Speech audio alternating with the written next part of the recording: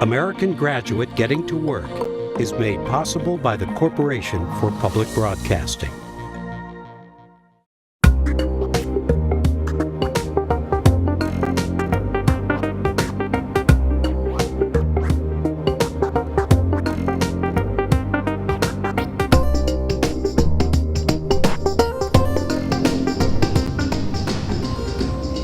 Good evening. I'm Kim Kelling, Director of Content and Community Partnerships at WFSU. We've just watched Roadtrip Nation's Skill Powered, and we've gathered some local experts on career and tech education with us tonight to see how we can link young adults to careers in our own area. This is part of WFSU's American Graduate Getting to Work initiative, funded through the Corporation for Public Broadcasting. Tonight, our guests include Shelley Bell. She's the Director of Career, Technical, and Adult Education at Lively Technical College, and Dan McGrew, who is the General Manager at Career Source Capital Region. So thanks for coming tonight. Absolutely. Thanks for having us. So, all right, what's your take on what we just watched? What do you think? Are you ready to get an RV and drive across the country, or? I wish I had had that type of experience. I think when I couldn't help but reflect back on my own just kind of career and collegiate choices moving on. And I went to college because everybody around me was doing that. And I was, in watching that, and by the way, I'm a biology major, and I now help people find jobs. So you make the link right there. I was an art history major. Right. So here, well, closer. Right? But I think if I would love to have that experience where you could explore a couple different careers, speak to people in the field, understand, see where their passions are, and really go through that process. And I think that was there was a little bit of nostalgia, and realizing hey, growing up is a tough process. It is, and that when you realize that you're launching into adulthood, and it's like the one young man at one point, it's like, I have to live on my own now. I have bills to pay. Like reality starts knocking on your door. Sometimes we fall into jobs that aren't necessarily where our passion is. I think there's a lot of pressure on young people to do what they think is the right thing, and that may be because of parental influence or just what they seem to think society thinks they should do. And so I think, this was a great opportunity for students or for young people to see all the different pathways that are out there, because it's not a one-size-fits-all approach. And now as we look at the jobs in our own backyard, we see that each and every day, that just because your parents went to a four-year school or your cousin did or your brother, that may not be the pathway for you. And at the end, it's about finding something that's going to make you happy, something that you're going to enjoy, because there's nothing worse than seeing somebody, you walk into a place of business and somebody hates their job. Who wants to spend the next 30 or 40 years in a career that they hate? And so we want young people to look at all the different opportunities that are out there now and find something that really they're passionate about and that they're going to enjoy. So you both work with young people a lot in the work you're doing. Did you see any of your students in these three young people? Oh, absolutely. As a former high school principal, all three of them, I've met students like them that think, I've got to do this because this is what my dad said, or I just don't know, I'm unsure, I want to find something that, I enjoy, or I'm supposed to follow my dad and go into the family business, but that's not really what I want. And so I think the more opportunities we can put out there, whether it's through apprenticeship or internships or just career shadowing, helps young people to see what they're passionate about and what they really want to wake up every day and do. In that, to answer that same question, Career Source, when we're working with youth, a lot of times it's about getting to that first job, right? So we do a lot of career exploration, interest inventories, and working with youth. I've always wanted to try this, right? And we administer a number of federal programs that can help, provide paid work experience opportunities. But when you see that click, and I think you saw it in a lot in the episode tonight with these three kids, but when you see that click, we had a young man who loved Taekwondo. We got him an experience being a Taekwondo assistant instructor. Loved it, and it clicks. Someone who always thought they'd love to be a pharmacist. Get him in front of a pharmacy and get him in as a pharmacy technician. Loved it. Like every time you have those moments where someone's able to follow their dreams, remove those hurdles and those barriers, or most often it's those perceived barriers to following those dreams, and putting them in the position where they can gain that firsthand exposure. And when you see it click, it's an amazing experience. So Dan, on the jobs that were highlighted tonight, and to you too, Shelley, how many of those different things are jobs that one could find in this community?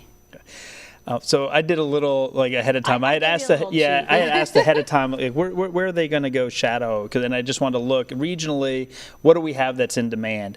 And what we saw tonight: welders in demand, average wage around $17 an hour. Chefs in demand, average wage in the mid-20s, right? Wow. A mean wage in the mid-20s.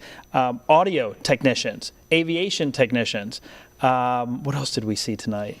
There was I couldn't find animal, carpentry, yes. Anything with construction. Anything with construction. Right. Construction, building trades. The one young man had done 3 years in HVAC. That's a huge in-demand field. A lot of what they saw tonight are right here in our backyard. And with unemployment at 3% locally, I mean, any sort of able-bodied person with a few skills is going to get hired. Yeah, and that is an issue. I mean, because we have such low unemployment, we're getting calls over at Lively Technical College all the time for we need skilled workers, and we're hearing a lot in healthcare. Aviation maintenance is another one. To the west of us, there's a really large corporation over there that has a need for 300 plus welders, electricians, and HVAC technicians over the next 12 years. And so we know the jobs are there. It's just helping young people to know, like Dan said, what are the jobs in our backyard? Medical assistants, that's one that, in a year you can get the training and the skill you need for employment. We can't find enough medical assistants to meet the need right here, right now. So a lot of what we're, when Shelley and I work together, our organizations, our entities work together a lot. The big push in our area is apprenticeships, because what apprenticeships provides is for the young or older person who's looking for a path. It provides an alternate pathway. There's education, where you kind of take a back seat from earnings and you sit in a class and you learn. And then there's apprenticeship, where you can get paid to learn and earn money at the same time. And I think with a low unemployment, and everybody has a demand for wages, right? Everybody needs a wage at some point. The apprenticeship is a really viable opportunity, and there's a lot of talk about it in this town. We've got 2 apprenticeships now that are off the ground. I don't know, Shelley, you wanted to share about that with Lively Technical College? Yep. We have one in automotive. That's another area where they're having a hard time finding technicians. And another that's one. Such a different job today. It's not like, it's computer-based for a lot of it. And what we're finding is they have to know both. That, there's still people that have their cars that are much older, but then you've got a lot that are, the newer vehicles that everything on it is electronic. The other apprenticeship we have that we've just started is in the IT field, starting with help desk analysts that move all the way up. And so we're looking to continue to expand the apprenticeship, because one of the other things we're starting to see is people coming out of the 4-year college system but still not sure what they want to do. I had a young man call me, got a bachelor's in psychology, and he called and said, "Hey, I hear you've got this IT apprenticeship." And I said, "Yeah." He said, "Can I send you my resume?" And I asked him what he'd been doing, and he said, "Yeah, I got a bachelor's degree in psychology." I said, "Well, what was?" And I asked him, I said, "Well, what was your plan?" He goes, "I have no idea." No idea. He said, "But I'm really interested in IT." I said, "Well, we'll pass along your resume." So we are seeing some students coming out from the college system that got degrees thinking that they really liked that, but then not sure how you translate a humanities or an art degree into employment. And so we're seeing them coming into the medical fields, coming into the building trades fields, where there's plenty of opportunities right now for employment. Huh. Well, we've had a little bit of discussion between what is a job and what is a trade. And I think my take on that is that a trade is something that actually is a skilled position. Like, you either have to be trained by someone, or you have to get some certifications to move into that. Often there are unions and trade unions around that profession. And so you become like a master in that field, which a job is, I mean, it's a job, but it's more defined, maybe. Well, I always think of a trade as the type of position where you've acquired a set of skills that other people cannot do, right? And you've either acquired that through apprenticeship and certifications, or you acquired it through experience on the job. If you could work a cash register for 10 years, and the max that you're going to learn, there's no better than what you're going to probably know after a few months potentially on the job. So if you're 10 years into that position, somebody can come in and replace you very easily. But if you're 10 years as a welder, or 10 years as a carpenter, or as an HVAC technician with the requisite certificates or the experience itself, not much can replace that. Right. And I think that's what differentiates a trade. And a job would be just anything you do for money, right? Mm-hmm. So a trade is a job as well, right. But you are just differentiating yourself and acquiring skills that others don't have.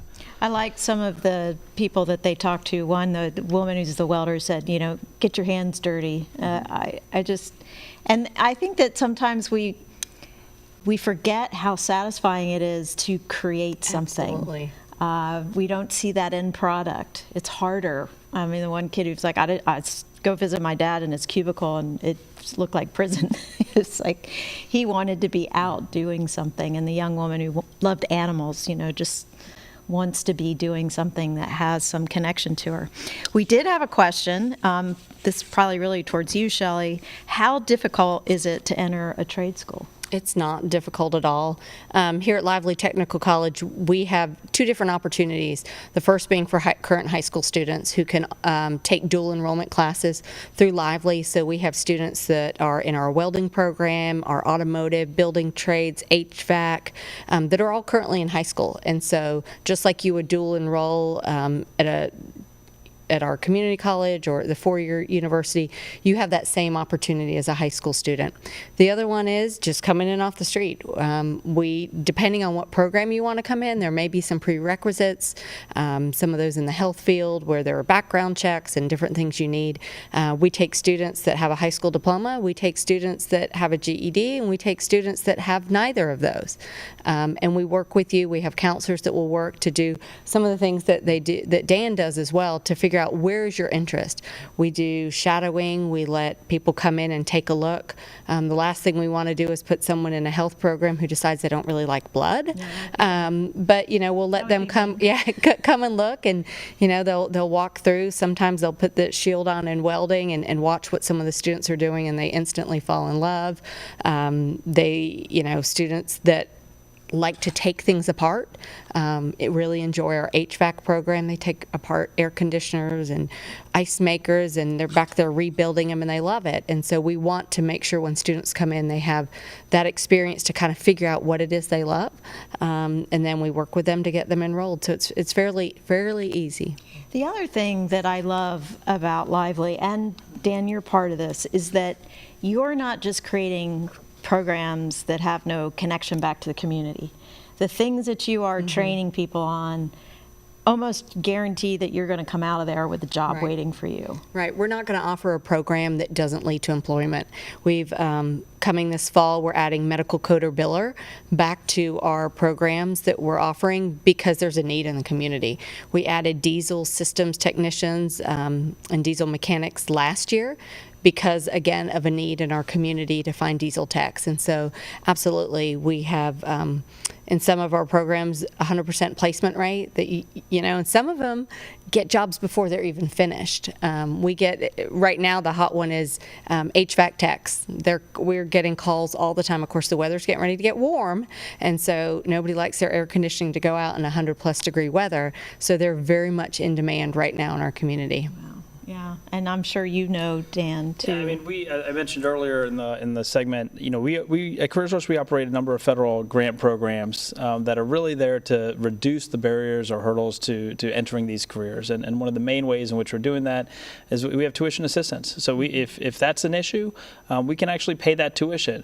Now, the programs for which we pay tuition are all in-demand occupations in our community. So all the programs that Shelley listed, those are all programs that we can assist with: HVAC, welding, medical assisting, all of that. And that's one of the great ways we partner with all the education institutions in our community, is in making sure that we're sending folks or investing those tax dollars in a manner that's going to have a return on investment to the community and to the user. Yeah. So I know a couple years ago the county got together and came up with this idea of a career fair called Leon Works. And they get students, I think this year they had students from Gadsden, Wakulla, and Leon County come to the Civic Center, where over 160 businesses and schools were there to help students get an idea of the different jobs out there. Because that's half the battles. How do kids find their passion when they don't really know all the jobs that are there? So we were there, and we created a video, which we have to play tonight, where we can look at what that experience is like. So we're going to roll this video and take a look at what Leon Works is.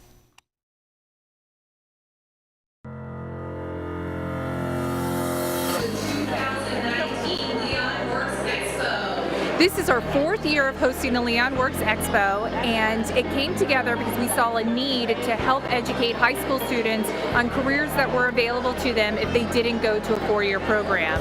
There are over 130 registered exhibitors this year. For the first time ever, we have high schools from Leon County, Wakulla, and Gadsden counties, so all 3 counties in our region, and there'll be over 600 students that move through the expo this year. Today reminds us of the enormous opportunity that is found in our local economy.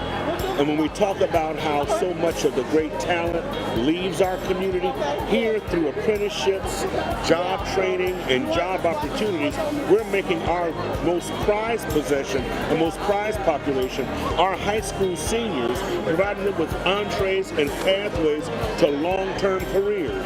I am a meat cutter at the Greenwise Market on Gaines Street in Tallahassee, Florida. I mean, in our department, there's, over 50 different cuts of meat that we do.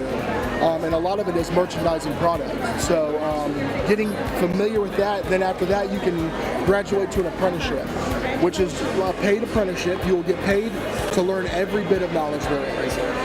And then after that you'll graduate to a meat cutter, like I said earlier, which is a top out pay of over $20 an hour. It's one of the things I enjoy going there every day. I enjoy taking a product and making it beautiful and putting it out. So yeah, it's just, there's a lot of pride that goes into what we do. So I would recommend anybody look into it, and it's definitely a great option for you. Sure. I've learned more encouragement, like more encouraging things, motivating things to keep me going, because I'm an upcoming hairstylist. My plans are to go to Tallahassee Community College and major in nursing. Also, on the side of that, while trying to build on my cosmetology, experience, I want to get my cosmetology license. My name is Rafael Merrimon, and essentially I'm a digital sales consultant for 223 Agency. At the same time, I'm also an account executive for Event Owl, which is our event platform that falls under the 223 umbrella. There's companies such as ours that are out there looking for young, fresh minds. It doesn't matter what their background is, as long as they have a good, positive attitude and are willing to learn, we'll be willing to accept them and teach them how to program a computer, how to create social media posts, how to market businesses online. Find something that you love, something that you really care about doing. You have this knack, this urge to want to do something that excites you. Being a cosmetologist and barber, you have to love it. It's like eating. When you're hungry, you never get tired of learning. So that's what I tell young people. Find something that you enjoy, something that you love doing, and you're going to do great at it.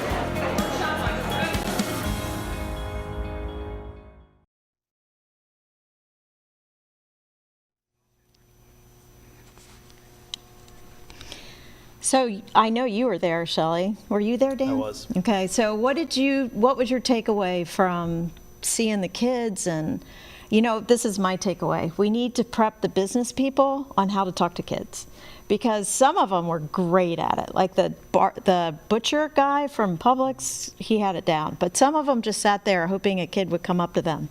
And you kind of have to work a little harder. But that was my take on it. But What do you think? I think the young people love the hands-on. They love, going out and seeing the welding or the barbering, the cosmetology.